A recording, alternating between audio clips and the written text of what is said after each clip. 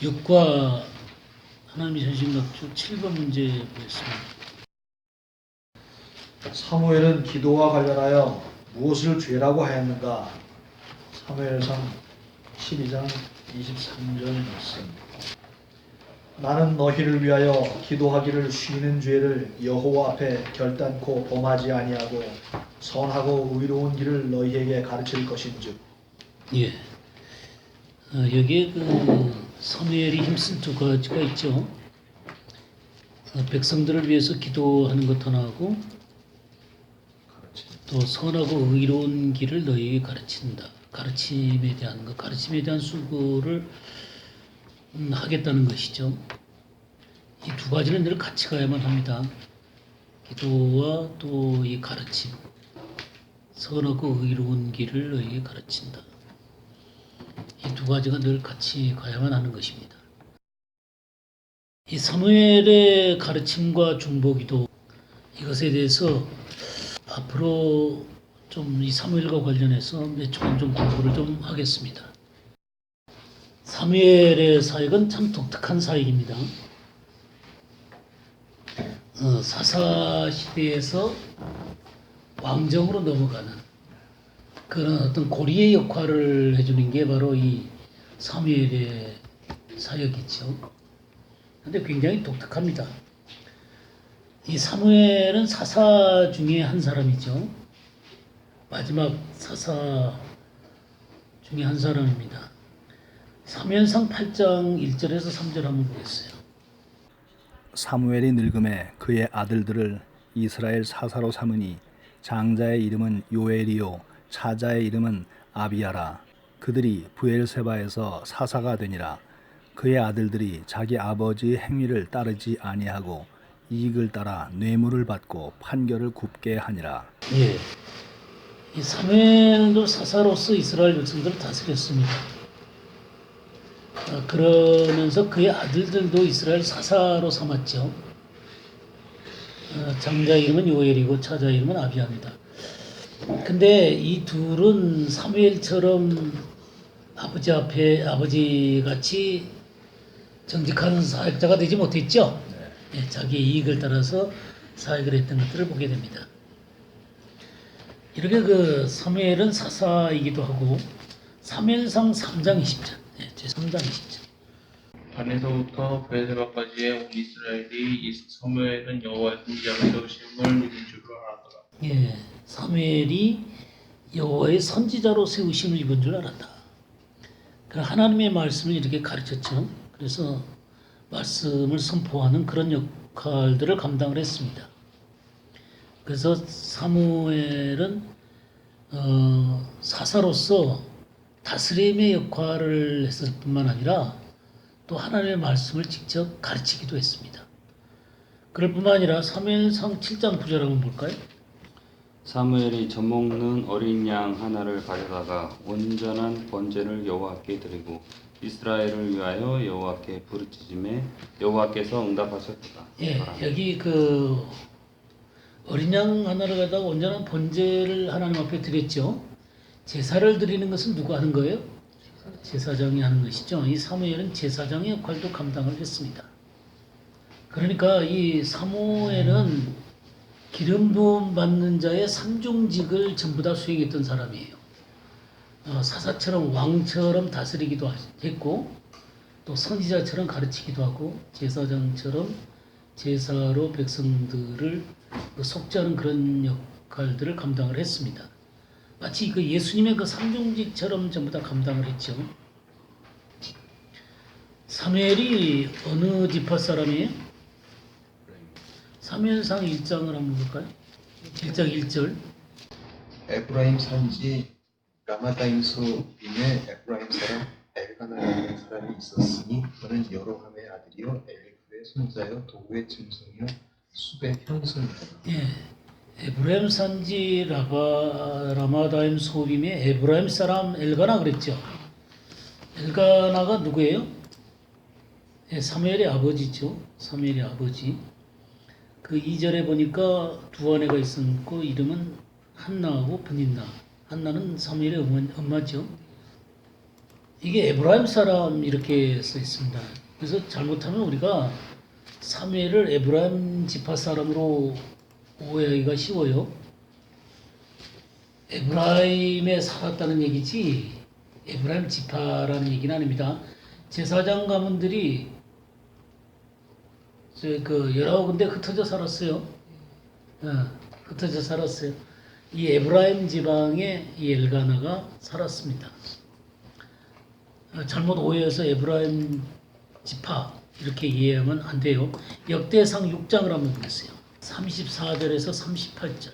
사무엘은 엘가나의 아들이요 엘가나는 여로함의 아들이요 여로함은 엘리엘의 아들이요 엘리엘은 도아의 아들이요 도아는 숲의 아들이요 숲은 엘가나의 아들이요 엘가나는 마하스의 아들이요 마하스는 아마세의 아들이요 아마세는 엘가나의 아들이요 엘가나는 요엘의 아들이요 요엘은 아사랴의 아들이요 아사랴는 스바냐의 아들이요 스바냐는 다하스의 아들이요 다핫은 아실의 아들이요 아실은 에비아삽의 아들이요 에비아삽은 고라의 아들이요 고라는 이스할의 아들이요 이스할은 그핫의 아들이요 그핫은 레위의 아들이요 레위는 이스라엘의 아들이라. 예. 이스라엘은 누구예요? 야곱이죠. 야곱의 아들 가운데 레위 가운데 그핫이라고도 하고 고핫이라고도 하죠. 고핫의 아들이요 고핫의 아들인 이스할의 아들 가운데 고라가 있죠. 고라의 반역이 있었죠. 예, 고라가 이스라엘의 아들입니다. 그리고 고라의 아들 가운데 에비아삽의 아들입니다. 그 이후로 쭉 내려와 가지고 엘가나가 나오고 그 다음에 사무엘이 나오는 것을 보게 되죠. 사무엘은 어느 지파요?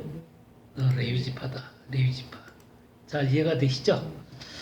6장 다시 한번 볼까요? 6장 66절에서 69절 한번 볼까요? 70절까지. 그와 자손의 몇 종족은 에프라임 지파 중에서 성부로도 영토를 삼았으며 또 그들에게 도피성을 주었으니 에프라임 산중 세겜과 그 초원과 게셀과 그 초원과 욕무암과 그 초원과 베토론과 그 초원과 아얄론과 그 초원과 가드림몬과 그 초원이며 또 그와 자손의 남은 종족에게는 므낫세 반 지파 중에서 아넬과 그 초원과 빌르암과 그 초원을 주었다. 예, 그러니까 이 그핫 자손 가운데 에브라임 지파에서 영토로서 산 사람도 있고 또 므낫세 지파에서 영토로서 산 사람도 있고 그렇죠.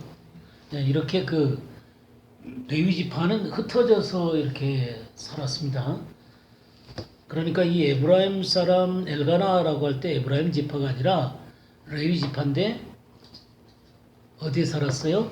에브라임 영토 안에 살았던 것들을 보게 됩니다. 특별히 그핫은 고핫이라고도 해요. 성경에 이제 여러분들이 민수기 4장을 보게 되면 고핫 자손, 무라리 자손, 게르손 자손 이렇게 그 세 자손들이 그 성막의 일을 맡는 것을 보게 될 것입니다. 특별히 그 게르손 자손들은 휘장, 덮개니 뭐 휘장이니 뭐 이런 거 있죠. 이런 것을 맡은 것이 이제 그 이 게르손 자손이 그래요. 무라리 자손들은 이 그 울타리 같은데 말뚝 같은 거 있죠. 말뚝 같은 거 이런 것들을 전부 다 담당했던 사람들이 널판떼기, 말뚝 이런 것을 담당하는 것이 이제 그 무라리 자손들이 해요. 그럼 고핫 자손들이 감당한 건 어떤 것이냐면 이 성물들 있죠. 성물의 기구들, 언약궤, 또 떡상, 그 촛대, 그 다음에 향로, 번제단 뭐 이런 거 있죠. 물두멍 같은 거. 이런 것들을 감당했던 그 지파가 바로 그 자손이 누구냐? 고핫 자손이에요. 고핫 자손. 그러니까 이 제사장 가운데서도 가장 그 좋은 일이라기보다는 하여튼 그 제일 귀한 부분들을 맡아서 감당했던 것이 고핫 자손입니다. 그러니까 이 고핫 자손에 바로 이 엘가나가 있었고 엘가나 밑에서 사무엘이 태어난 것입니다. 이해가 되시죠? 네, 이렇게 그 사무엘은 레위 지파의 사람이다. 근데 이 사무엘의 믿음은 그 어머니의 그 믿음의 유산이라고 말할 수 있어요. 그래서 이 사무엘의 믿음을 생각할 때는 그 어머니 한나의 믿음을 꼭 생각을 해봐야 되는 것입니다. 한나가 하나님 앞에 기도해서 사무엘을 얻었죠. 사무엘상 1장 20절 한번 보겠어요. 한나가 잉태하고 때가 이름에 아들을 낳아 사무엘이라 이름하였으니 이는 내가 여호와께 그를 구하였다 함이더라. 예, 사무엘을 낳고 이름을 사무엘이라 불렀죠. 아이를 낳고 나서 그 사무엘의 이름이 뭐예요? 이는 내가 여호와께 그를 구하였다. 하나님께 구함. 이게 사무엘이에요. 사무엘. 그래서 사무엘은 하나님 앞에 구해서 얻은 아들입니다. 이렇게 그 어머니의 믿음으로 사무엘을 하나님이 주셨어요. 우리 디모데후서 1장 3절에서 5절 한번 볼까요? 내가 밤낮 간구하는 가운데 쉬지 않고 너를 생각하여 청결한 양심으로 조상적부터 섬기오는 하나님께 감사하고 내 눈물을 생각하여 너 보기를 원하면 내 기쁨이 가득하게 하려 함이니 이는 내 속에 거짓이 없는 믿음이 있음을 생각합니다. 이 믿음은 먼저 내 외조모 로이스와 내 어머니 유니게 속에 있더니 내 속에도 있는 줄을 확신하노라. 예. 바울 사도가 디모데에 대한 얘기를 하면서 조상적부터 섬겨오는 하나님께 감사한다. 그러니까 이스라엘은 사실 이 조상적부터 쭉 하나님을 섬겨왔던 그런 나라가 이스라엘 아니에요? 근데 이 디모데도 아버지는 헬라 사람이에요. 아버지는 헬라 사람이지만 어머님은 유대 사람이에요. 유대 사람. 그래서 유대 사람인데 특별히 그 외조모 로이스, 내 어머니 유니게, 그들의 믿음이 굉장히 그 하나님 앞에 신실한 믿음을 갖고 있었던 사람이다, 그런 얘기예요. 그런 믿음을 디모데가 이어받았던 것들을 우리가 볼 수 있죠. 사실 저는 처음에 제가 예수 그리스도를 믿고 나서 구원받은 기쁨이 너무 컸기 때문에 또 하나님이 구원받은 저에게 주시는 정말 뭐랄까 하나님의 말씀에 대한 은사 또 여러 가지 은혜가 너무 컸기 때문에 저는 제가 굉장한 줄 알았어요. 굉장한 줄 알았는데 나중에 시간이 지나서 보니까 이 모태교인들 또 그런 사람도 많잖아요. 그 조상적부터 믿어왔던 사람들 이 모태 그러잖아요. 그냥 시시껄렁하고 참 그런 사람들을 참 많이 보는데 근데 시간이 지나가면서 뭘 보게 되냐면 난 내 자신을 감당하기가 참 어렵더라고요. 그러니까 하나님이 은혜로 나를 구원해 주시고 많은 은혜를 부어주실 때는 내가 모든 것을 다 할 수 있다고 생각을 했어요. 근데 하나님은 그런 나를 그대로 놔두고는 하나님의 일을 감당할 하나님의 사람으로 만들기에는 그런 모습으로는 안 돼요. 그러니까 다듬어져야 된단 말이에요. 하나님 앞에 하나님께서 쓸만한 그릇으로 만들기 위해서는 나를 두드러 패고 세우고 부러뜨리고 그렇게 세워야 되는데 어떤 식으로 하냐면 은혜를 살살 빼세요. 은혜를 살살 빼는 거예요. 그러면 이제 그 상황을 내 힘으로 맞닥뜨려야 되잖아요. 내 힘으로 맞닥뜨리는데 뭘 보이시냐면 네 힘으로는 절대로 안 된다는 것을 하나님이 철저하게 가르치자고 하는 거예요. 그냥 이리 패고 저리 패고 이리 두드러 맞고 저리 두드러 맞고 완전하게 하나님 앞에 손을 들 때까지 하나님 다루시는데 이 시간이 몇십 년이 걸렸어요. 이 시간이 몇십 년이 걸렸어요. 모세는 40년이 걸렸잖아요. 그죠? 아브라함도 꽤 걸렸죠. 그죠? 그렇게 그 모진 시간들을 견디고 났을 때 하나님이 나를 다듬으셔서 하나님의 사람으로 만들어 가는 것들을 제가 알게 됐거든요. 근데 이 모태교인들 3대 4대 이렇게 믿음을 가지고 있는 사람들을 보니까 별로 고난도 안 당하는데 모든 게 잘 돼. 예. 그래서 참 처음에 굉장히 무시하고 그랬었는데 조상 때부터 믿어왔던 그 믿음의 유산이라는 게 엄청난 것이구나 하는 것들을 많이 느꼈어요. 그래서 그런 어떤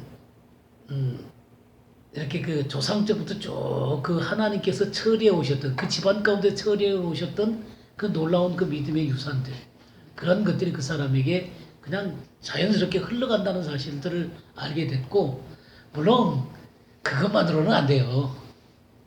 그 자신이 하나님 앞에 분명하게 바르게 서서 하나님 말씀 가운데 서야 되지만, 그러나 처음 믿게 된 사람보다는 그런 사람들이 훨씬 쉽게 그런 자리에 갈 수 있다는 사실들을 저는 깊이 느꼈습니다. 그래서 이렇게 그 한나의 믿음이 바로 이 사무엘에게로 이렇게 흘러 들어오는 그런 것들을 우리가 볼 수가 있습니다. 그래서 우리는 사무엘을 보기 전에 이 한나에 대한 믿음을 조금 더 깊이 봤으면 좋겠어요. 자, 우리 사무엘상 1장을 다시 보시게 되면 1장 2절에 보니까 이 엘가나에게 두 아내가 있었잖아요. 한 사람은 한나고 한 사람은 브닌나였어요.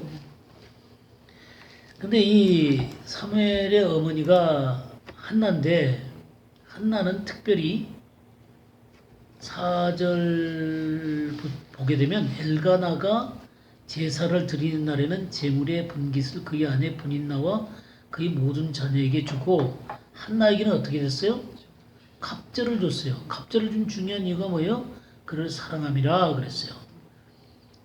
이렇게 특별히 사랑했던 것을 보게 됩니다. 엘가나가 사무엘을 사랑했어요. 자꾸 브닌나가 또 대적을 해갖고 그 고통스럽게 만드니까 막 한나가 울고 고통스러워했죠. 그래서 8절에 보니까 그의 남편 엘가나가 그에게 이르되 한나여 어찌하여 울며 어찌하여 먹지 아냐며 어찌하여 그대의 마음이 슬프냐? 내가 그대에게 10 아들보다 낫지 아니하냐? 엘가나가 한나를 위로하고 막 그러는 것들 보게 되죠. 참 사랑했던 것 같아요.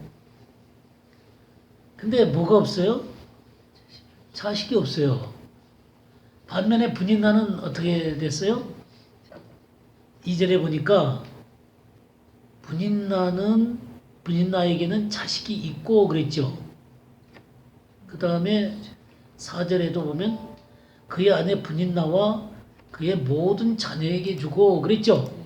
그러니까 브닌나는 자식이 여럿이다. 적어도 2 이상은 될 거다 그 말이죠. 이렇게 그 자식이 많았습니다. 그럼 반면에 한나는 자식이 없었어요. 근데 이 성경을 조금 더 깊이 보게 되면 한나가 자식이 없는 이유가 있어요. 5절과 6절을 보게 되면 한나에게는 갑절을 주니 이는 그 사랑함이라. 그러나 여호와께서 그에게 임신하지 못하게 하시니. 누가 임신하지 못하게 만들어요? 여호와 하나님이 임신하지 못하게 만듭니다. 6절에도 보면요, 여호와께서 그에게 임신하지 못하게 하심으로 그랬어요. 그러니까 하나님이 그러니까 이 한나에게 임신하지 못하도록 역사를 하고 있는 모습을 보게 됩니다. 왜 그랬을까요? 삼매를 날려고 그랬겠죠. 근데 하나님은 그 계획을 갖고 계셨어요. 그러니까 이 한나를 통해서 이 시대 가운데 하나님의 사람을 보내실 계획을 갖고 있었던 것이죠. 이런 계획을 갖고 계셨을 뿐만 아니라 또 하나 뭐냐면 한나가 준비되어지도록 기다리셨던 것이죠.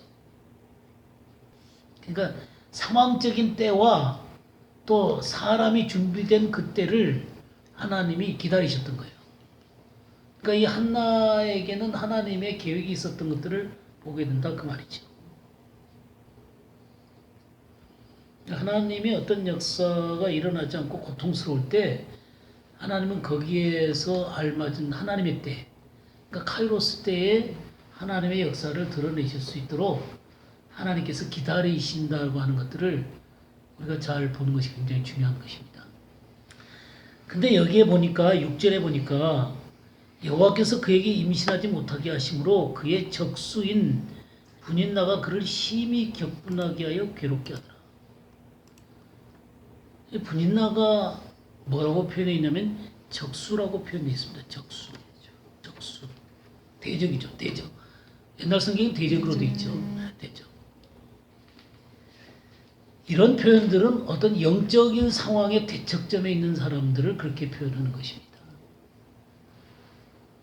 이 적수란 말이 차라란 말인데요. 차라. 환란, 고통, 억압 그런 단어들이에요. 이것이 이제 추르라는 단어에서 오게 되는데 이 추르라는 게 속박하다, 공격하다 그런 거예요. 그래서 얼검해가지고 꼼짝 못하도록 만드는 것입니다. 그래서 우리 대적 마귀가 우는 사람처럼 돌아다니면서 그 믿는 자들을 속박을 하는 거죠. 근데 이 분인나의 역할이 그런 어떤 이 하나님께 계획을 갖고 있었던 이 한나의 삶을 속박하고 억압해서 낭망시키려고 하는 그런 그 일들이 벌어지고 있었다는 것이죠. 우리가 그런 것들을 유추해 볼 수 있는 게 사무엘상 2장을 한번 볼까요? 2장 1절을 한번 읽어주시기 바랍니다. 한나가 기도하여 이르되 내 마음이 여호와로 말미암아 즐거워하며 내 뿔이 여호와로 말미암아 높아졌으며 내 입이 내 원수들을 향하여 크게 열렸으니 이는 내가 주의 구원으로 말미암아 기뻐함이니이다. 그러니까 이 한나가 주의 구원으로 말미암아 기뻐한다 그랬죠. 그러면서 원수를 향하여 크게 열렸다.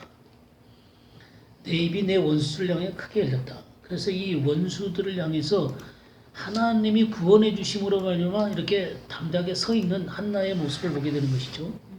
5절도 읽어주세요. 5절에서 7절까지 더 읽어주세요.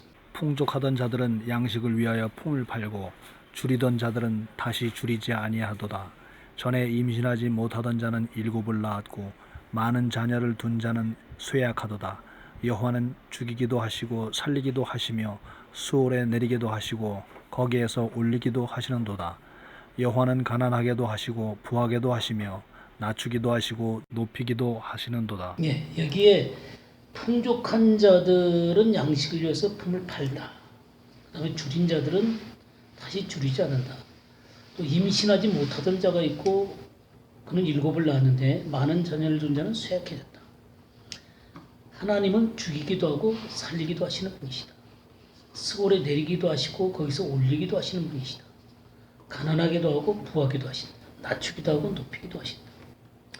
이런 것들은 굉장히 중요한 개념들입니다. 하나님 나라에서 가난하고 또 낮아진 이러한 모습들은 하나님이 이렇게 세우는 사람들의 표현들이에요. 그리고 풍족이라는 표현들, 이런 것들은 이 세상적인 부요를 의미하고 특별히 교만한 높이 선 사람들을 얘기를 하는 거예요. 그들을 낮아지게 한다는 거죠. 이런 하나님 나라의 개념을 우리가 잘 이해하는 게 굉장히 중요합니다. 이 성경에서 가난한 자다, 또 겸손한 자다, 궁핍한 자다 이런 표현들이 나올 때 그런 것들 여러분들이 유의 있게 보셔야만 합니다.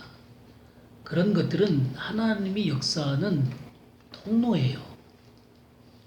그러니까 이 한나는 자기 자신이 그런 낮아지고 가난한 상태 가운데서 하나님이 높이셨다라고 고백을 하는 거예요.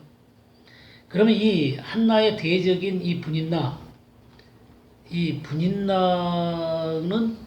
이 영적인 대척점 가운데 서 있는 것입니다. 그러니까 이 한나라는 여인은 하나님의 계획 가운데 있는 여인이었고 하나님의 인도를 받고 있는 그런 여인이었던 반면에 이 분인나는 이런 그 한나를 대적해서 영적인 대척점 가운데 서 있던 그런 인물이다라고 하는 것이죠. 우리가 이 구약 성경을 자세히 보게 되면 이삭과 이스마엘은 같은 가족이었음에도 불구하고 영적인 대척점 가운데 서 있잖아요. 또 야곱과 에서도 마찬가지죠. 야곱과 에서도 마찬가지. 우리 주님이 가르치신 내용 가운데도 마태복음 10장 34절에서 36절을 한번 보겠어요. 내가 세상에 화평을 주러 온 줄로 생각하지 말라. 화평이 아니요 검을 주러 왔노라. 내가 온 것은 사람이 그 아버지와 딸이 어머니와 며느리가 시어머니와 불화하게 하려 함이니 사람의 원수가 자기 집안 식구리라. 예. 여기 사람의 원수가 자기 집안 식구라 그랬죠. 대적이 자기 집안 식구다. 우리 주님이 세상에 화평을 주러 온 것이 아니라 검을 주러 왔다. 물론 이 검이라는 것은 하나님의 말씀입니다. 말씀. 이 말씀이 갈라놓는 거예요. 하나님의 말씀 앞에 바르게 선 사람과 하나님의 말씀 앞에 바르게 서지 못한 사람은 원수관이 되어질 수밖에 없습니다. 영적인 대척 가운데 설 수밖에 없어요. 같은 집안 식구도 마찬가지고 같은 종교적인 어떤 행사를 같이 해도 하나님의 말씀 가운데 바르게 선 사람과 하나님의 말씀 가운데 바르게 서지 못한 사람은 이 적수관계에 서 있을 수밖에 없어요. 우리는 이런 개념들을 잘 이해하는 게 굉장히 중요한 것입니다. 자, 사무엘상 다시 돌아오시면은 1장 7절을 보게 되면 매년 한나가 여호와의 집에 올라갈 때마다 남편이 그같이 하매 분인나가 그를 어떻게 했다 그랬어요? 격분시켰다 그랬어요. 격분. 카스라는 단어죠. 카스. 고통을 주다. 경록케 하다. 한탄하다. 그런 말이에요. 한탄하게 하다. 그러니까 걸려 넘어지게 해가지고 다른 영적인 삶을 제대로 살지 못하도록 만드는 거예요. 낙마에 주저앉도록 만드는 것입니다. 그래서 뒤로 물러나게 만드는 것이에요. 이렇게 하나님 앞에 바르게 서가는 이런 과정 가운데서 하나님 말씀 앞에 선 사람들은 말씀 앞에 바르게 서지 못한 사람들의 공격을 받을 것을 예상을 하셔야만 합니다. 이게 영적인 원리예요. 우리 주님께서도 집안 식구가 원수라고 말씀하셨어요. 하나님 말씀 앞에 바르게 서가는 사람하고 하나님 앞에 말씀 앞에 바르게 서가지 못한 사람은 서로 간에 같은 길을 걸어갈 수가 없어요. 물론 우리는 모든 사람과 더불어 화평해야 되지만 이 영적인 어떤 근본적인 입장에서는 이게 대척 관계 가운데 서 있을 수밖에 없어요. 우리 이런 모습들을 이런 영적인 문제가 뭘로 기인하는 것이냐면 말씀으로 기인하는 거예요. 그러니까 하나님으로부터 기인하는 것입니다. 하나님께서 이 한나에게 임신하지 못하도록 만드신 거예요. 지금 역사하고 계시는 것입니다. 한나는 하나님의 인도를 받고 있는데 이런 분인나가 계속해서 대적하고 그를 고통스럽게 만들고 또 여인으로서 자식이 없는 이런 고통들을 겪게 하시면서 하나님은 점차적으로 이 한나를 어떻게 만들어요? 순금처럼 만들어가고 있는 것입니다. 순금처럼 만들어가고 계십니다. 우리가 이런 모습을 창세기 16장 1절에서 3절도 한번 봐주시기 바랍니다. 아브라함의 아내 사레는 출산하지 못하였고 그에게 한 여종이 있으니 애굽 사람이요 이름은 하갈이라. 사레가 아브라함에게 이르되 여호와께서 내 출산을 허락하지 아니하셨으니 원하건대 내 여종에게 들어가라. 내가 혹 그로 말미암아 자녀를 얻을까 하노라 하매 아브라함이 사레의 말을 들으니라. 아브라함의 아내 사레가 그 여종 애굽 사람 하갈을 데려다가 그 남편 아브라함에게 첩으로 준 때는 아브라함이 가나안 땅에 거주한 지 10년 후였더라. 예. 지금 하나님이 아브라함에게 자식을 주겠다고 약속을 하셨죠. 약속을 했는데 자식을 낳지를 못하니까 이러다가 못 낳는 거 아니야 이제 의심이 들었겠죠. 그러니까 사라가 하갈을 첩으로 주면서 열심히 노력해갖고 아이를 좀 낳아라. 그래가지고 인간적인 방법으로 이스마엘을 이제 베게 된 것이죠, 하갈이. 그러니까 하갈이 이스마엘을 베니까 어떻게 해요? 정말 교만해진 거잖아요. 거기에 지금 이 사라를 멸시하게 되는 그런 장면이 굉장히 큰 걱정거리가 지금 집안에 생겨나게 된 것을 보게 됩니다. 하나님의 약속을 기다리지 못한 거죠. 굉장히 어려워졌어요. 자, 창세기 21장 한번 보겠습니다. 8절에서 11절 보겠어요. 아이가 자라매 젖을 떼고 이삭이 젖을 떼는 날에 아브라함이 큰 잔치를 베풀었더라. 사라가 본즉 아브라함의 아들 애굽 여인 하갈의 아들이 이삭을 놀리는지라. 그가 아브라함에게 이르되 이 여종과 그 아들을 내쫓으라. 이 종의 아들은 내 아들 이삭과 함께 기업을 얻지 못하리라 하므로 아브라함이 그의 아들로 말미암아 그 일이 매우 근심이 되었더니 예. 이제 나중에 하나님의 그 약속을 응답하셔서 사라가 이제 이삭을 낳게 되잖아요. 약속의 자녀란 말이에요. 약속인 자녀인 반면에 이스마엘은 열심히 노력해서 얻은 아들이죠. 육체를 따른 아들이죠. 근데 나중에 이렇게 성장을 해갖고 이제 그 이삭이 젖을 떼는 때가 됐단 말이에요. 그러니까 이 기간이 14년 정도가 차이가 나는 거예요. 14년 정도가 차이가 나는데, 그러니까 여기 보니까 그 위에 86세에서 99세니까 13살, 아이를 낳기까지 14살, 100세에 나왔으니까, 그러니까 14년이 걸린 거예요. 14년 차이가 나는 거예요. 14년 차이가 나는 형이 이렇게 놀리는 거예요. 업신여기고 놀리는 것입니다. 그러니까 하갈도 그렇고 또 이스마엘도 이삭을 이렇게 놀리고 그러는 모습을 보게 되니까 이게 아브라함에게 큰 근심거리가 됐어요. 이 집안에 근심거리가 됐습니다. 이것에 대해서 갈라디아서 4장 29절에는 뭐라고 표현되어 있냐면 그러나 그때 육체를 따라 난 자가 성령을 따라 난 자를 박해한 것 같이 이제도 그러하도다. 예, 핍박이라는 단어를 썼습니다. 그러니까 창세기는 놀렸다라는 표현을 쓰고 있는데 핍박을 썼어요. 개역 개정은 박해를 했다.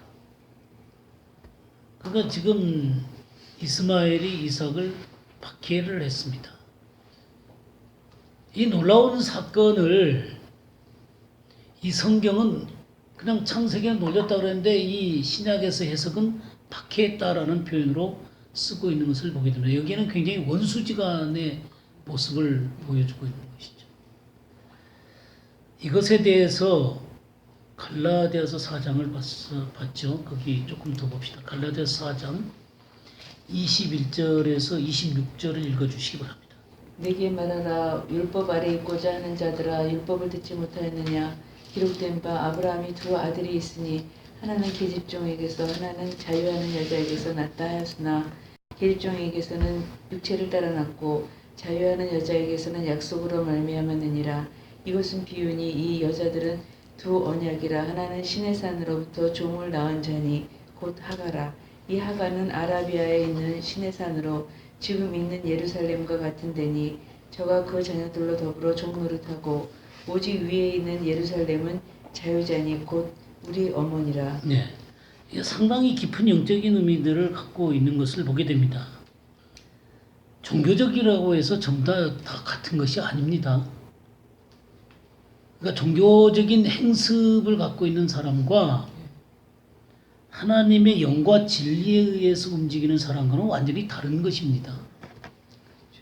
네, 그러니까 같이 예배를 드린다고 해서 똑같은 사람들이 아니에요.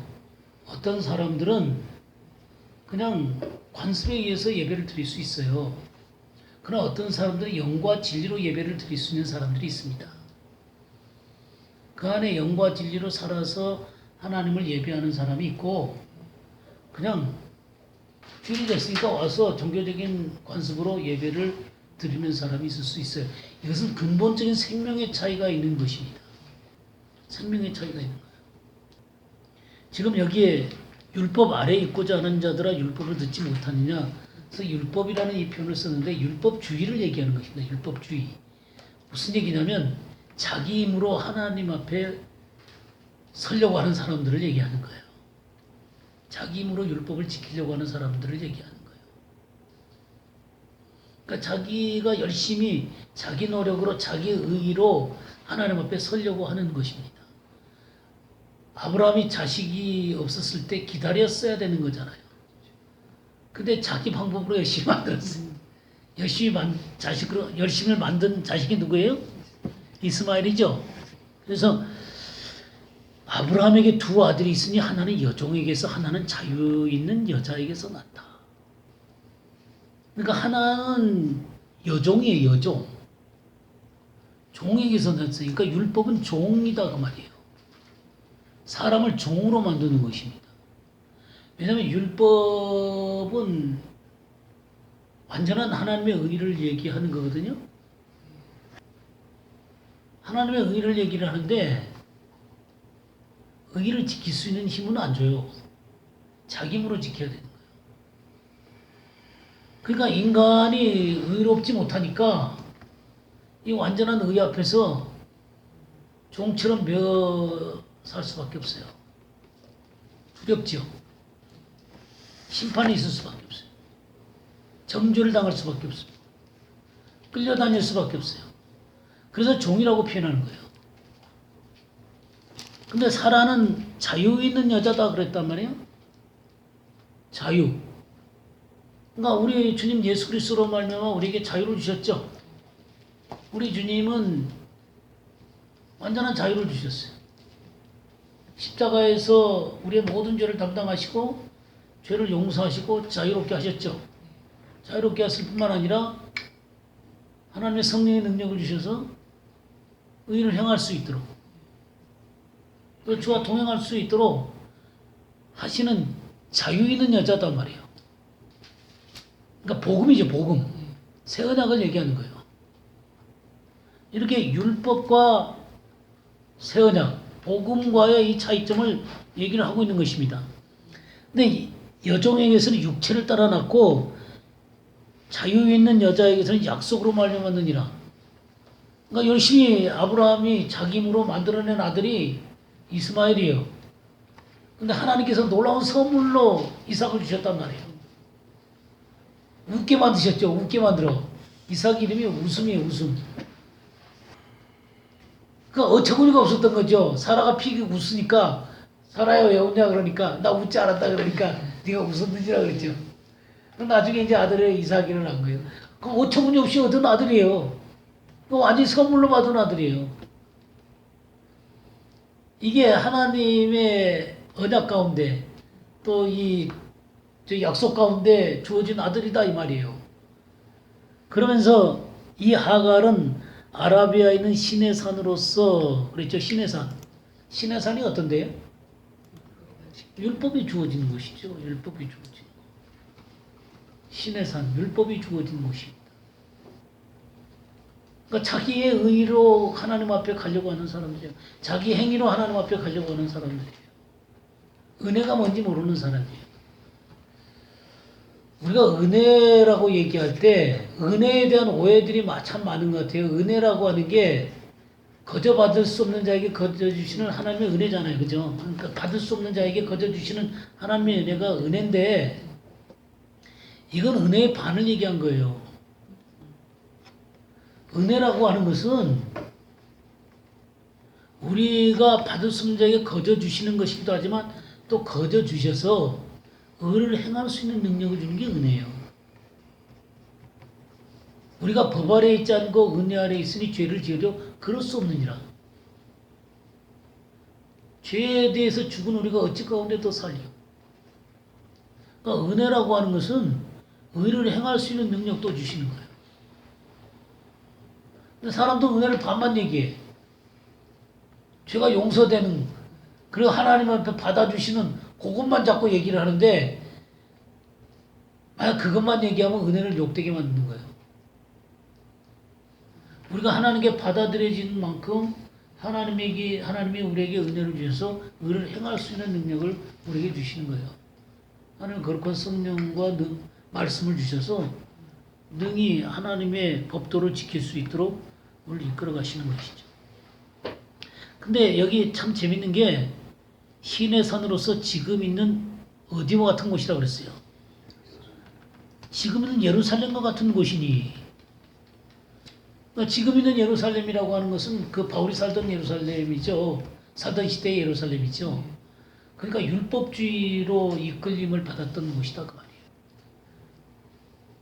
근데 여기 예루살렘이라는 게 지금 있는 예루살렘이 있고 26절 보세요. 오직 위에 있는 예루살렘은 자유자니 곧 우리 어머니라 그랬죠. 위에 있는 예루살렘 새 언약이죠. 예수 그리스도.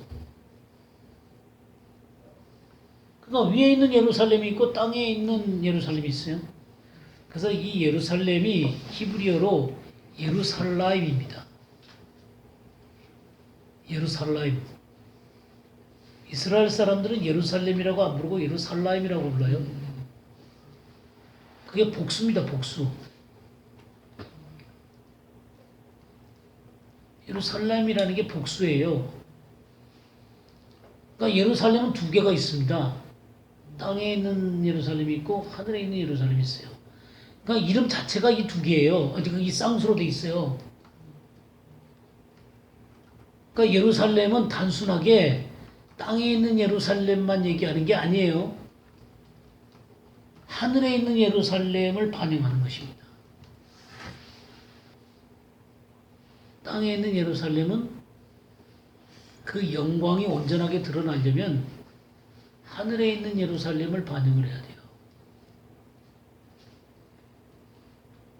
하늘에 있는 예루살렘을 제대로 반영하지 않으면 어두워지는 거예요.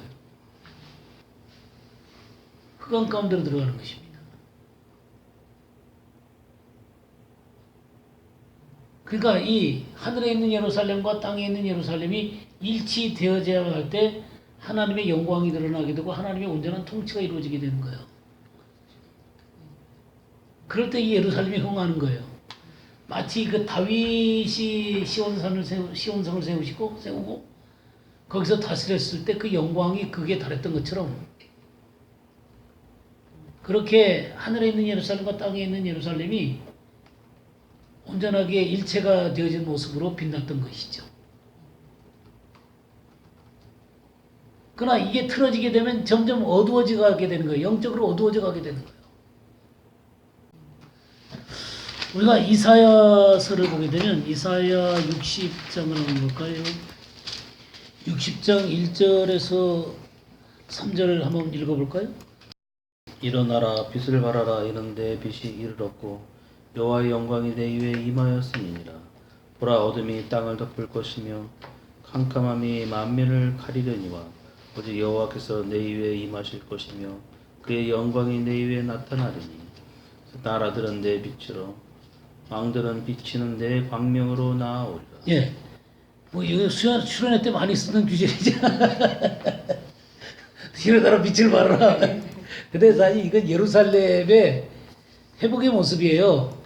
그러니까 예루살렘에 나중에 이제 주님이 왕으로 오셔서 온전한 통치가 이루어질 때 이 예루살렘의 빛남을 얘기하고 있는 것입니다. 그래서 일어나라 빛을 발하라. 내 빛이 이르렀고 여호와의 영광이 내 위에 임하였다. 그래서 그 여호와의 영광이 임하니까 나라들은 내 빛으로 왕들은 비치는 내 광명으로 나오리라. 그러니까 예루살렘의 영광이 온전하게 드러나는 모습을 보게 되죠.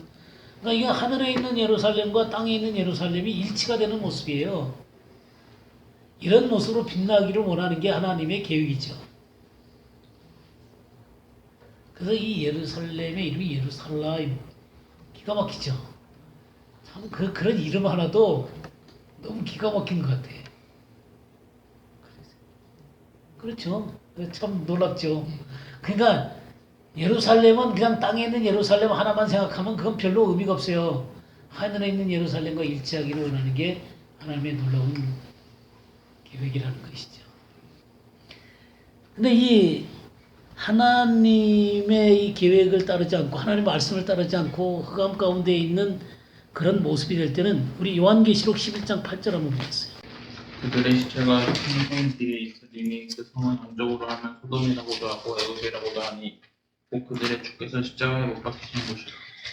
주께서 십자가에 못 박힌 곳, 그게 어디죠? 예루살렘이죠. 예루살렘에서 못 받겠죠. 근데 8절에 뭐라 그랬어요? 그들의 시체가 큰 성길에 있으리니, 이 두 증인들이죠. 그 성은 영적으로 하면 소돔이라고도 하고 애굽이라고도 하니 곧 그들의 주께서 십자가에 못 박히신 곳이라. 그러니까 이 예루살렘을 뭐라고 불러요? 영적으로 하면 소돔 같고 애굽 같다. 소돔이 어떤 곳이에요? 타락한 곳이다 이 얘기죠. 깊이 타락해서 심판을 받을 수밖에 없는 것이었죠. 애굽은 뭘 상징해요? 세상을 상징하잖아요, 그렇죠? 예, 세상을 상징한단 말이에요. 그러니까 세상과 똑같다는 거예요. 지금 예루살렘이 영적으로는 소돔처럼 타락을 하고 애굽처럼 어둡다는 말이에요. 그러니까 지금 있는 예루살렘 같은 곳, 그러니까 바로 신의 산 같은 곳이 바로 예루살렘이다 그런 얘기죠. 그러니까 율법주의로 가득 차 있다 그 말이에요. 그러니까 같이 종교적이라고 하더라도 이렇게 진정한 하나님의 약속과 자유 그리고 진리 가운데 바르게 서서 하나님 앞에 바르게 쫓아가는 사람들이 있고 또 어떤 사람은 그 율법주의에 매여 있는 사람들이 있다 이거죠. 자기 육체를 따라 살아가는 사람들이 있다고 말이에요. 그럼 이런 영적으로 이렇게 대적 관계 가운데 있는 것에 대해서 주님이 원수가 자기 집안 식구라고 말씀하는 거죠. 그러니까 우리가 지금 같이 기독교인이라는 이름을 갖고 있지만 진리를 따라 살아가는 사람들하고 그냥 자기 육체를 따라 살아가는 사람들하고는 완전히 다른 거예요. 명목상으로 교회를 다니는 사람들하고 하나님의 말씀을 쫓아서 영과 진리로 살아가는 사람들하고는 근본적으로 생명이라는 거예요. 이거는 원수와 똑같은 것이죠. 바로 한나하고 브닌나가 대적 관계에 있었던 것처럼 또 이 하갈과 사라, 이스마엘과 이삭이 이렇게 대적 관계에 있는 것처럼 그렇게 영적으로 서로 완전히 일치가 되어질 수가 없는 것이죠. 자, 우리 갈라디아서 다시 조금 더 보죠. 27절부터 31절까지 좀 읽어주시겠습니까? 기록된 바 잉태하지 못한 자여 즐거워하라. 산고를 모르는 자여 소리질러 외치라. 이는 홀로 사는 자의 자녀가 남편이 있는 자의 자녀보다 많음이라 하였으니 형제들아 너희는 이삭과 같이 약속의 자녀라. 그러나 그때에 육체를 따라 난 자가 성령을 따라 난 자를 박해한 것 같이 이제도 그러하도다. 그러나 성경이 무엇을 말하느냐? 여종과 그 아들을 내쫓으라. 여종의 아들이 자유 있는 여자의 아들과 더불어 유업을 얻지 못하리라 하였느니라. 그런즉 형제들아 우리는 여종의 자녀가 아니요 자유 있는 여자의 자녀니라. 네, 그러니까 우리는 여종의 자녀가 돼서는 안 된다는 것이죠. 그 율법주의와 육체 가운데 빠져서는 안 되고 이 약속 하나님의 새 언약과 성령 가운데 서 있는 자들이 돼야 된다는 얘기예요. 근데 여기에 이 표현을 어떤 말씀을 썼냐면 24절에 이것은 비유니 그랬죠. 이것은 비유니 이 여자들은 두 언약이라 그랬어요. 하나는 신의 산으로부터 종을 낳은 자니 곧 하갈이라. 비유다, 비유. 알레그레오. 뭐 알레고리카란 해석이다 뭐 그런 말 들어봤죠? 알레고레오. 알레고레오. 영적 해석이죠. 영적 해석. 그러니까 어떤 사건을 영적으로 이렇게 해석해가지고 하나님의 진리를 찾아내는 것입니다. 그걸 보고 이 알레고레오라고 하기도 하죠. 또 이 비유라는 말이 성경에 마태복음 13장 한번 볼까요? 우리가 보통 마태복음 13장을 비유장이다 뭐 그런 얘기하죠. 10절에서 11절까지 한번 읽어볼까요? 제자들이 예수께 나와 가로되 어찌하여 저희에게 비유로 말씀하시나이까? 대답하여 가라사대 천국의 비밀을 아는 것이 너희에게는 허락되었으나 저희에게는 아니 되었나니 무릇 있는 자는 받아 넉넉하게 되되 무릇 없는 자는 그 있는 것도 빼앗기리라. 그러므로 내가 저희에게 비유로 말하기는 저희가 보아도 보지 못하며 들어도 듣지 못하기에 깨닫지 못함이니라. 이사야의 예언이 저희에게 이루었으니 일렀으되 너희가 듣기는 들어도 깨닫지 못할 것이요 보기는 보아도 알지 못하리라. 이 백성들의 마음이 완악하여져서 그 귀는 듣기에 둔하고 눈은 감았으니 이는 눈으로 보고 귀로 듣고 마음으로 깨달아 돌이켜 내게 고침을 받을까 두려워함이라 하였느니라. 그러나 너희 눈은 봄으로 너희 귀는 들음으로 보기도다. 내가 진실로 너희에게 이르노니 많은 선지자와 의인이 너희 보는 것들을 보고자 해도 보지 못하였고 너희 듣는 것들을 듣고자 해도 듣지 못하였느니라. 예. 여기 비유에 대한 얘기가 나옵니다. 여기 비유는 알레고레오가 아니라 파라볼레입니다. 파라볼레. 예, 파라볼레라는 단어를 썼어요. 이 파라볼레라고 하는 것은 파라라는 것과 발로라는 단어의 이 두 가지 합성어예요. 파라, 가까이 있다. 가까이 있는 것, 가까이. 발로라고 하는 것은 찌르다, 던지다, 그런 말이에요. 그러니까 이 비유를 함으로 말미암아 그 하나님의 진리로 찔러대는 것을 얘기하는 거예요. 그러면 이 이스마엘과 이삭에 대한 얘기를 하면서 알레고리라는 말을 썼단 말이에요. 이것은 뭐냐면 어떤 사건을 영적으로 해석해갖고 하나님의 진리 가운데 도달하는 것입니다. 근데 이 비유라고 하는 것은 예수님이 비유라고 쓸 때 파라볼레라고 쓴 건 뭐냐면 어떤 영적인 진리를 쉽게 쉬운 그 비유를 통해서 사람들에게 영적 본질을 전달하는 거예요. 그러니까 어쨌든 이 비유라고 하는 것은 어떤 의미를 갖고 있는 것이냐면 하나님의 본질적인 세계를 얘기하고 싶어서 비유를 쓰는 거예요. 예, 하나님의 어떤 본질적인 내용을 전달해 주려고 비유를 쓰는 것입니다. 그러니까 비유라고 하는 것은 하나님의 본질과 굉장히 밀접한 관계가 있는 거예요. 근데 이건 눈으로도 깨닫지 못하고 귀로도 듣지 못하고 마음으로도 깨달을 수가 없어요. 그냥 주님이 보여주셔야 된다. 주님이 이 진리 가운데로 그를 인도해야만 그 본질을 만질 수가 있는 거예요. 그러니까 이 비유라는 것을 딱 던지면 오, 참 쉽네. 또 해석을 이렇게 영적으로 해준다 하더라도 사람들이 그냥 그런가 보다 이렇게 들어서는 안 된다는 것이죠. 여기에 하나님의 이 계시를 열어줌으로 말미암아 그 본질을 경험을 해야만 이게 내 것이 되는 거예요. 근데 이 제자들에게 주님이 이것을 설명해 주시고 나타내 주시고 말미암아 제자들은 이것을 봤단 말이에요. 그러니까 주님이 뭐라 그랬어요?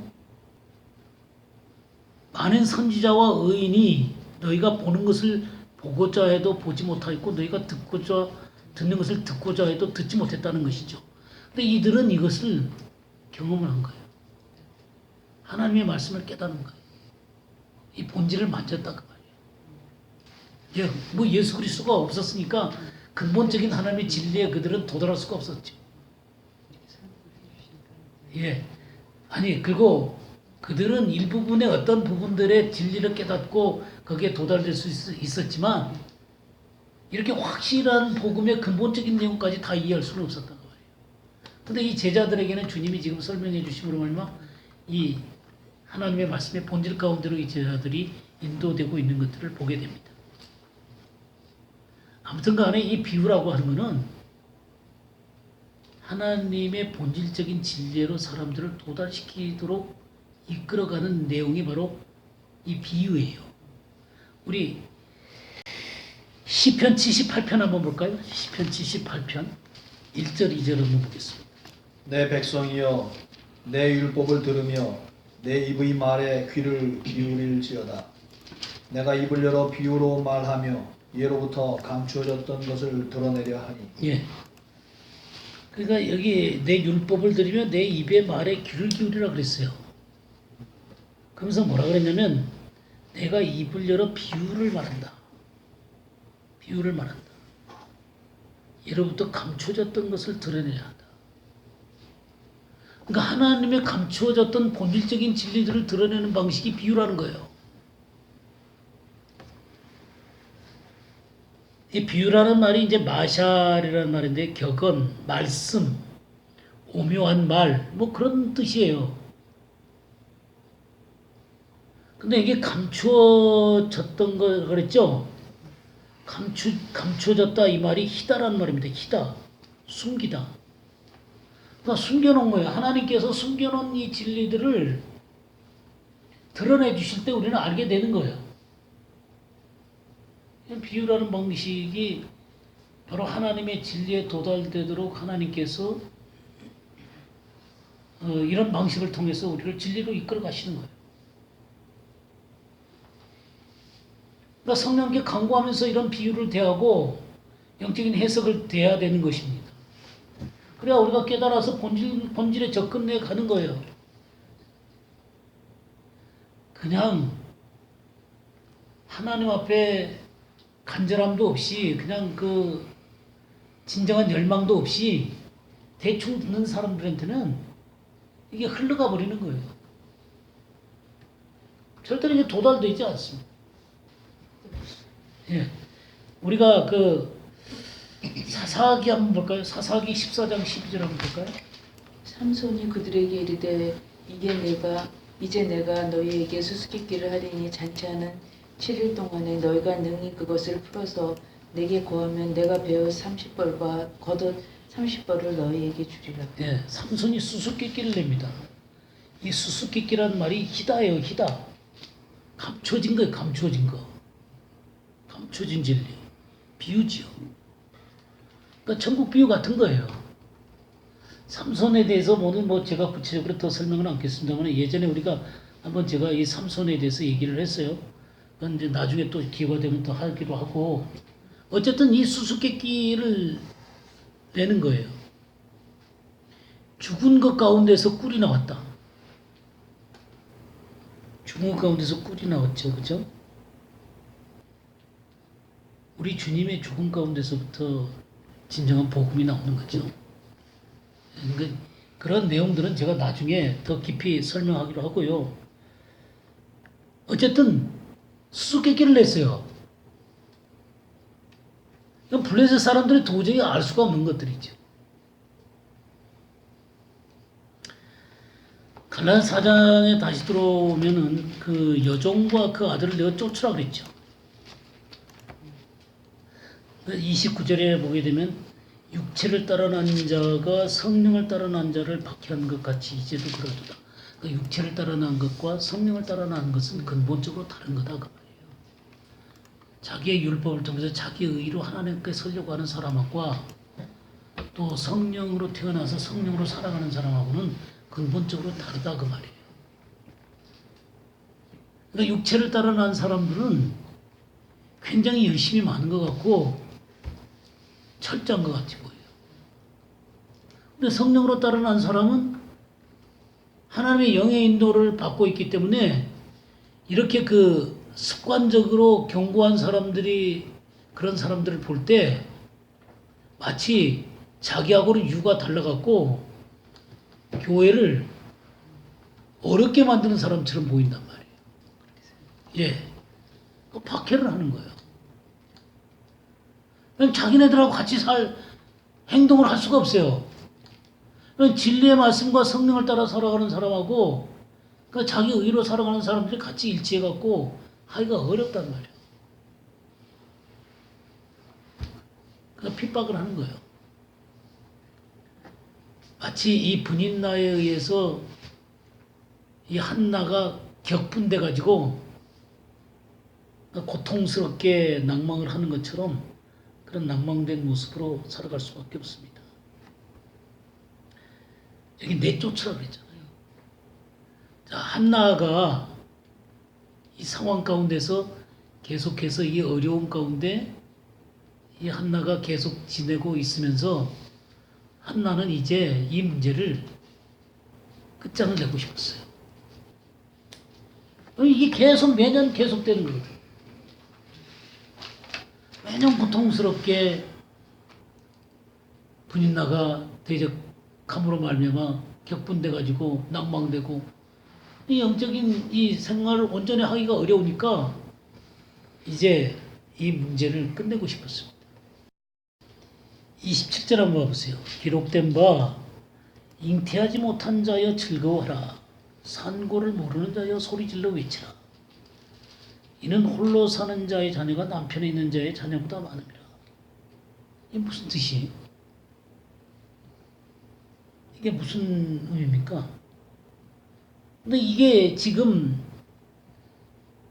이스마엘과 이삭, 율법주의와 또 이 진정한 자유하는 이 새 언약과의 이 관계 가운데서 나온 얘기란 말이에요. 이게 의미가 있을 거 아니에요. 여기다 기록한 이유가 있겠죠. 그러니까 저기 그 약속을 받았으니까 기뻐해라. 약속이 이루어졌으니까 기뻐해라. 이런 내용이겠죠. 이 내용 자체가 그런 내용이겠죠. 그죠? 예? 근데 뭐가 의미가 조금 더 깊이 이해가 닿았으면 좋겠는데 좀 어렵죠. 이게 어디에서 인용한 거냐면 이사야 54장에서 인용한 거예요. 자, 이사야 54장을 좀 봐주세요. 54장 1절에 보면 잉태하지 못하며 출산하지 못한 너는 노래할지어다. 상고를 겪지 못한 너는 외쳐 노래할지어다. 이는 홀로 된 여인의 자식이 남편 있는 자의 자식보다 많으며 여호와께서 말씀하셨느니라. 지금 이 내용은 어떤 내용이냐면요. 홀로 된 여인이 되는 것. 이것이 이스라엘이 바벨론으로 쫓겨가는 그런 얘기를 얘기하는 거예요. 그러니까 남편한테 버림을 받는 여인이 되는 거예요. 그러니까 자식이 남편 있는 자의 자식이 많음이라. 그러니까 세상적으로 남편 있는 자식이 그 풍성함을 누리지 못하고 그냥 이 참된 남편 대신 하나님한테 버림을 당해갖고 쫓겨가는 것을 얘기하는 거예요. 이스라엘의 비참한 상태를 얘기하는 것입니다. 근데 이런 비참한 상태에 있는 여인이 회복이 되어져서 더 영광스럽게 될 것이라는 거예요. 자, 5절도 보게 되면요. 4절부터 볼까요? 4절부터 보면 두려워하지 말라. 내가 수치당하지 아니하리라. 놀라지 말라. 내가 부끄러움을 보지 아니하리라. 내가 젊었을 때의 수치를 잊겠고 과부 때의 치욕을 다시 기억함이 없으리니 이는 너를 지으신 이가 내 남편이시라. 그러니까 하나님이 내 남편이다 그런 얘기죠. 그의 이름은 만군의 여호와이시며 내 구속자는 이스라엘의 거룩한 이시라. 그는 온 땅의 하나님이라 일컬음을 받으실 것이라. 여호와께서 너를 부르시되 마치 버림을 받아 마음에 근심하는 아내 곧 어릴 때의 아내가 되었다가 버림을 받은 자에게 함과 같이 하실 것임이라. 그러니까 남편한테 버림을 당한 여인이다 그 말이에요. 그거 마치 과부처럼 돼버린 여인이다 그 말이에요. 그게 홀로 된 여인이란 말이에요. 그러니까 하나님이 이스라엘을 심판해갖고 바벨론으로 내쫓아버린 것을 얘기하는 거예요. 또 한 걸음 더 나아가면 이 온 세상이 흩어진 이스라엘처럼 만들어버리겠다 그 말이에요. 그리고 이스라엘 백성들이 온 세상에 흩어졌잖아요. 그런 여인처럼 될 것이다 그 말이에요.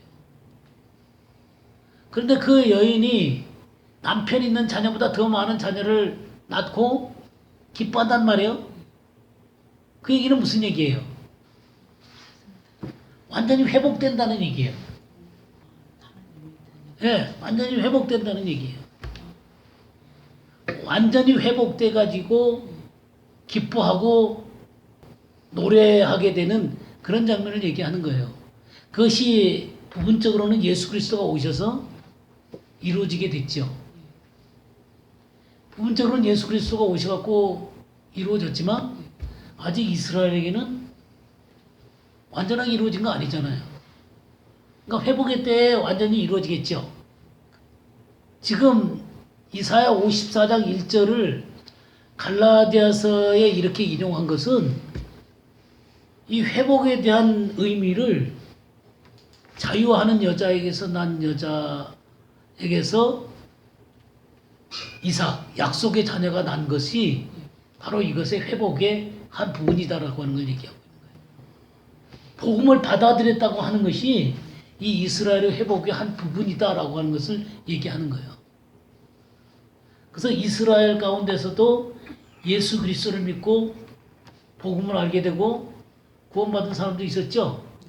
베드로가 그랬고 바울이 그랬고 수많은 이스라엘 사람들이 그랬죠. 그다음 이것이 이제 이방인에게도 증거를 했죠. 이방인들도 이 자유에 동참한 자들이 됐죠. 그래서 이 자유하는 여자의 자녀가 홀로 된 여인의 자식과 같은 거예요.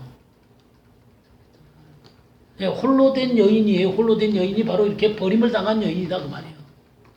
그러나 이 여인의 자녀가 나중에 수없이 많아져 가지고 기뻐하게 될 거라는 것이죠. 그래서 이 복음으로 말미암아 수많은 사람들이 구원을 받고 변화될 것을 얘기를 하는 거예요. 예, 그게 이 54장 1절의 얘기예요. 근데 이 이사야 54장은 전체적으로 이스라엘의 놀라운 회복을 얘기하는 거거든요. 근데 이 회복이라고 하는 게 복음으로 말미암아 이스라엘 중에 일부분이 예수 그리스도를 믿고 구원을 받아서 이 놀라운 자유를 누렸지만 이스라엘 전체는 아직 그러고 있지 못하잖아요. 그 이방인에게 펼쳐져 갖고 이방인들이 이 놀라운 자유 가운데 동참을 하게 되잖아요. 그러나 아직 이스라엘에게 온전히 이루어지는 이 놀라운 회복은 이 이사야 54장은 그 얘기를 하고 있는 거예요. 자, 54장 1절부터 좀 보게 되면요. 1절 우리가 읽었으니까 2절 보세요. 내 장막틀을 넓히며 내 처소의 휘장을 아끼지 말고 널리 펴되 너희 줄을 길게 하며 너희 말뚝을 견고히 할지어다. 이는 내가 좌우로 퍼지며 내 자손은 열방을 얻으며 황폐한 성읍들은 사람 살 곳이 되게 할 것임이라. 그러면서 이 이스라엘 사람들로 말미암아 복음이 온 세상으로 흩어져 갖고 수많은 사람에게 증거되고 이방인들이 주님 앞에 돌아오는 놀라운 역사가 있었어요. 그러나 아직 이스라엘 백성들은 온전한 회복 가운데로 돌아오지 못했다는 거예요. 그러나 복음은 이스라엘 사람들 일부분에게 증거돼서 그들에게 자유를 줬고 이방인에게도 큰 자유를 줘서 막 펼쳐서 나아가게 된 거잖아요. 그죠? 근데 이 이사야 54장 얘기는 11절 말씀부터 보게 되면 무슨 얘기를 하냐면 11절부터 우리 17절까지 한번 읽어주시기 바랍니다. 너 공고하며 광품에 요동하여 안위를 받지 못한 자여, 보라 내가 화려한 채색으로 내 돌 사이에 더하며 청옥으로 내 기초를 쌓으며 홍보석으로 내 성벽을 지으며 성류석으로 내 성문을 만들고 내 지경을 다 보석으로 꾸밀 것이며 내 모든 남녀는 여호와의 교훈을 받을 것이니 내 자녀에게는 큰 평안이 있을 것이며 너는 공의로 설 것이며 학대가 내게서 멀어질 것인즉 내가 두려워하지 아니할 것이며 공포도 내게 가까이 하지 못할 것이라.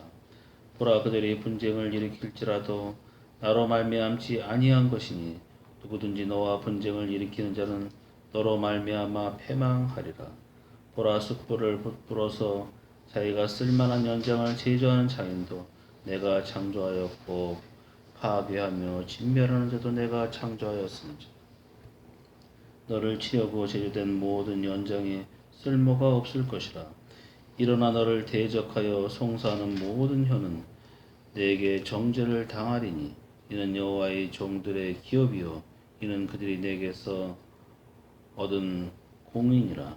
여호와의 말씀이니라. 예, 그렇게 해서 이 지금 화려한 채색으로 내 돌 사이에 더하고 청옥으로 내 기초를 쌓고 홍보석으로 성을 쌓고 하면서 이렇게 아름다운 그 모습으로 이 예루살렘에 서게 될 것을 얘기하고 있는 것이죠. 예, 이게 회복된 예루살렘을 얘기하고 있는 거예요. 완전하게 회복이 되게 될 것입니다. 이 성경의 근본적인 얘기들이 이방인의 충만한 수가 들어오게 되고 그래야 온 이스라엘이 구원을 받게 될 것이다 그랬죠. 그래서 이 이스라엘의 온전한 회복이라고 하는 것은 열방의 회복을 의미하는 것이고 온 상의 하나님 나라가 완성되는 것들을 의미하는 거예요. 그때야 이 모든 것들이 다 완성되게 될 것입니다. 그래서 이 홀로 된 여인의 여인의 자식이 남편 있는 자의 자식보다 더 많아지게 될 것이다. 그러니까 이 이스라엘이 정말 버림을 당한 것처럼 보이지만 하나님 앞에 영광스럽게 회복이 돼서 서게 될 것이라는 것을 얘기를 하고 있는 거예요. 그래서 완전하게 하나님의 복음이 승리하는 것과 하나님 나라가 완성되는 것에 대한 얘기를 지금 하고 있는 거예요. 영적인 이스라엘 말씀하시는 이건 영적인 이스라엘이 아니죠. 이사야 54장은 영적인 이스라엘이 아니라 이스라엘의 회복이에요. 예루살렘의 회복이에요. 그러나 그것은 예루살렘의 회복이라는 것은 단순하게 예루살렘의 회복으로 끝나는 게 아니라 이건 이방인의 회복을 전제하고 있는 거예요. 이스라엘 그 이방인의 충만한 수가 들어올까지 이스라엘이 들어는 완악하게 되었지만 온 이스라엘 구원을 받게 되잖아요. 그러니까 이스라엘의 회복 문제는 사실 모든 열방의 회복을 전제를 하고 있어요. 예. 그러나 그렇다고 해서 이 성경 자체에 이스라엘의 회복 자체를 영적인 회복으로 봐가지고 이스라엘은 존재를 없애버리면 안 돼요. 많은 해석이 그렇게 되기 때문에 문제가 생기는 거예요. 예. 그럼 이스라엘이 없어져 버려요.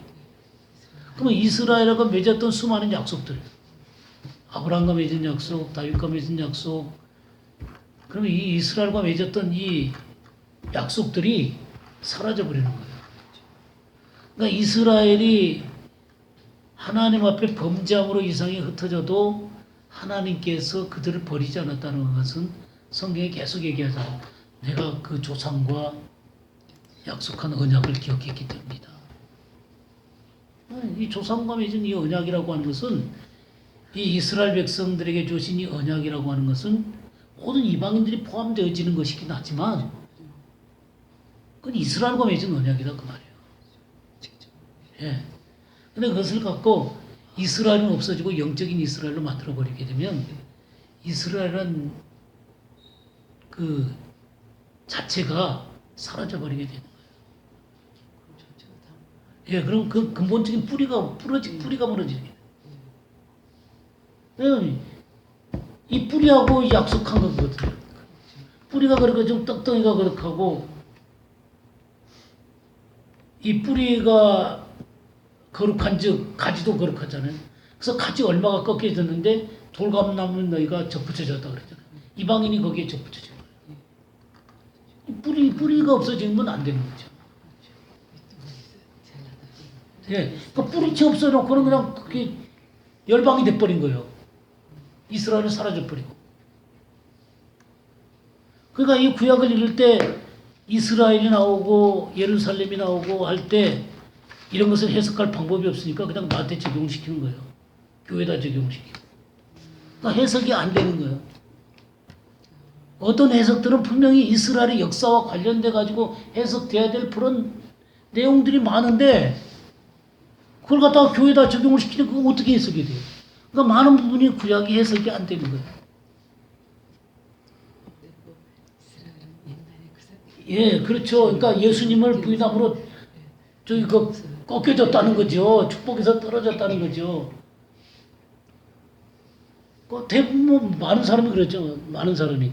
그러나 스펄전이나 또 저기 많은 사람들도 이런 근본적인 진리들을 분명히 가르치는 사람도 많아요.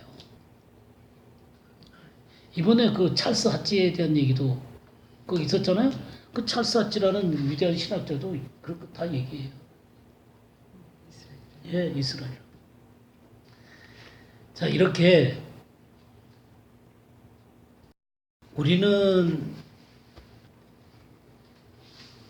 이사야 54장 1절이 이스라엘의 회복과 관련되어서 이렇게 회복되어지는 이 새 언약의 이 온전한 회복을 얘기하고 있는데요. 그래서 우리는 하나님의 약속을 바르게 이해할 필요가 있습니다.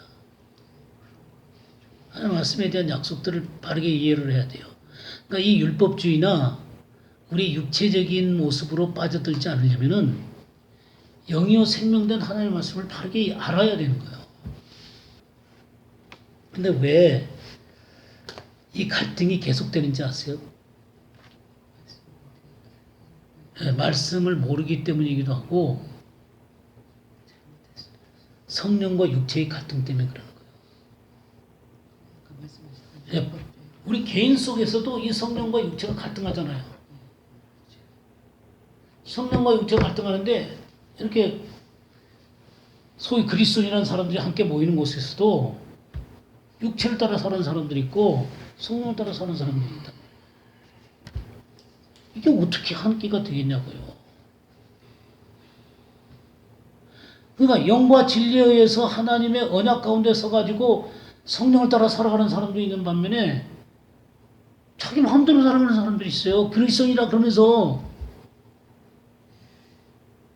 그럼 이 두 사이에 어떤 문제가 생기겠어요? 어떤 문제가 생겨요? 박해. 네, 박해 아니면 갈등이 일어날 수밖에 없어요. 그러니까 박해하는 건 이쪽이 힘이 세거든요. 교권과 그 모든 것을 갖고 있으니까 힘이 세니까 박해를 하는 거예요. 그러니까 이 육체의 문제를 해결을 하지 않으면 이 갈등은 계속되어질 수밖에 없어요. 그러니까 한나는 이 상황 가운데서 이 문제를 끝내고 싶었어요. 그래서 사무엘상 다시 돌아오시면요. 1장 9절 한번 볼까요? 1장 9절. 그들이 실로에서 먹고 마신 후에 한나가 일어나니 그때 제사장 엘리는 여호와의 전 문설주 옆 의자에 앉아 있었다. 한나가 일어나 그랬죠. 일어나니 이 쿰이라는 단어, 쿰. 일어난다. 지금 뭐 시간이 좀 없으니까 나중에 조금 더 보도록 하고 이게 언제 쓴다느냐면 성막을 세우다 할 때 하나님의 전이 이렇게 딱 서는 것을 보고 쿰 그러는 거예요. 맞아요. 똑같은 달리다 쿰 할 때 그게 쿰이에요. 소녀야 일어나라. 그리고 죽음에서 일어나는 거예요. 이게 일어나는 거예요. 그러니까 무엇인가를 성취되어진 것으로 딱 서는 거예요. 새롭게 살아나는 것으로 딱 서는 거예요. 하나님의 영적인 진리가 딱 서는 것을 얘기하는 거예요. 쿰하는 거예요. 그러니까 이 한나가 딱 일어났어요. 그러고 어디로 가요? 성막으로 가잖아요. 그러니까 한나는 더 이상 이제 이 문제를 끝내고 이 문제 때문에 고통스러우고 싶지 않은 거예요. 끝내버리고 싶은 거예요. 그래서 성전으로 들어가는 거예요.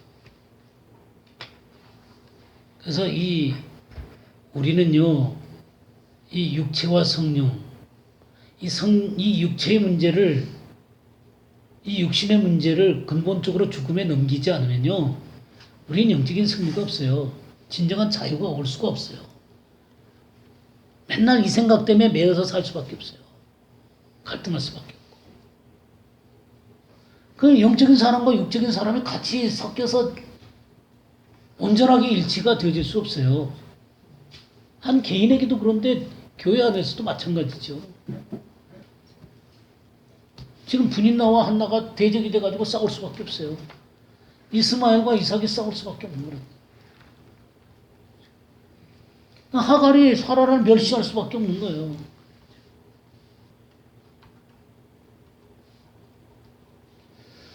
야, 뭐 저기 한나에 대한 얘기는 다음 주에 조금 더 하죠.